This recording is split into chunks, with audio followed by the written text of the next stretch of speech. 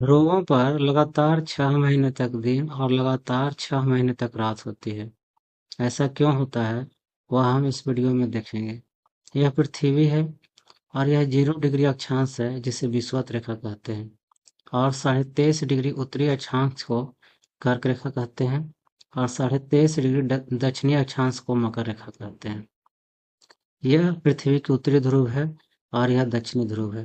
पृथ्वी अपने अक्ष पे घूमती है। अपने अक्ष पे एक चक्कर लगाने में लगभग 24 घंटा लगता है और ये अपने अक्ष पे घूमते हुए भी सूर्य के चारों तरफ चक्कर लगाती है, जो लगभग 1 साल में एक चक्कर लगाती है। और ये चक्कर लगाने के क्रम में होता है कि सूर्य कभी विषुवत रेखा के सीधे चमकता है, तो कभी कर्क रेखा के सीधे चमकता है, तो कभी मकर रेखा के सीधे चमकता है। प्रकाश और ध्रुव पे भी जाती है, लेकिन होता है कि सीधे चमकना इसी क्षेत्र के बीच में सीधे चमकता है, अलग अलग डेट के अनुसार। होता है कि 21 मार्च को सूर्य जो है विषुवत रेखा पे सीधे चमकता है। उसके बाद उत्तर की तरफ चमकते चमकते 21 जून को ये कर्क रेखा पे सीधे चमकता है। 21 जून को कर्क रेखा पे चमकता है। फिर वहां से नीचे की तरफ लौटते हुए 23 सितंबर को फिर ये विषुवत रेखा पे सीधे चमकता है।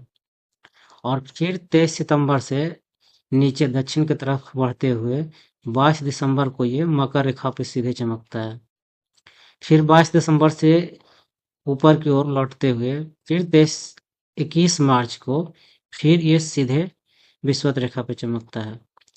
तो होता है कि 21 मार्च से उत्तर की ओर बढ़ते हुए 21 जून तक कर्क रेखा तक और फिर 21 जून से 23 सितंबर तक फिर विषुवत रेखा तक आती है। तो इस समय उत्तरी गोलार्ध में दिन बड़ा होता है। जैसे जैसे हम उत्तर जाएंगे दिन की अवधि बढ़ते जाती है। तो इसी समय ये जो है ध्रुव पर लगातार 6 महीने तक प्रकाश पड़ते रहता है।